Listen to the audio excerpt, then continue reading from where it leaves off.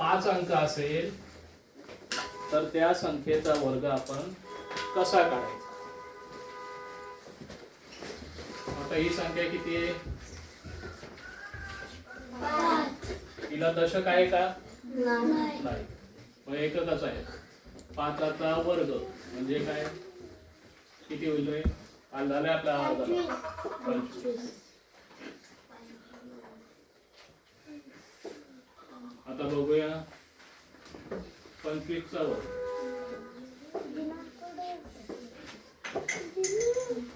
सोपी पद्धत सांगतोय, सर्वांच्या लक्षात राहील. आता 5चा वर्ग आपल्याला माहिती आहे. 5चा वर्ग किती येतात? किती? 25.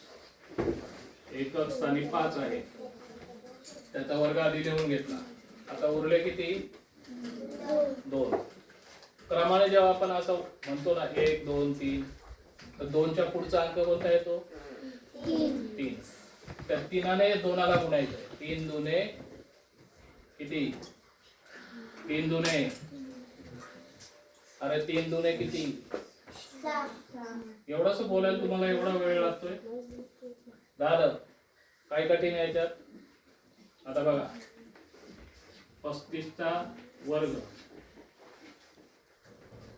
याच्यात काय करायचं? आधी एकक स्थानी 5 आहे, त्या 5चा वर्ग किती आहे? 25. तो आधी लिहिला आहे.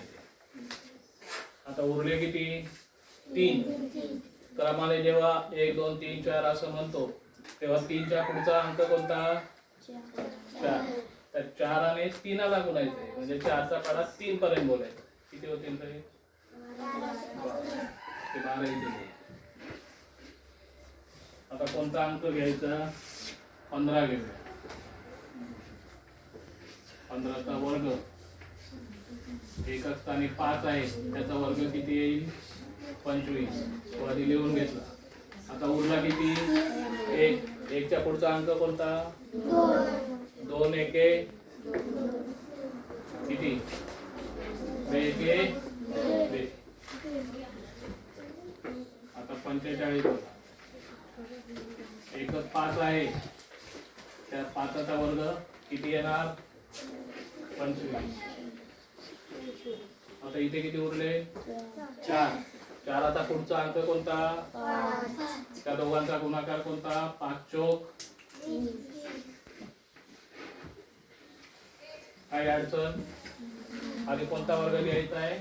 5चा. आणि मग इथे जी संख्या असेल त्याच्या पुढची संख्या आणि ही संख्या दोघांचा गुणाकार करायचा. सोपं आहे. घ्या बरं लिहून.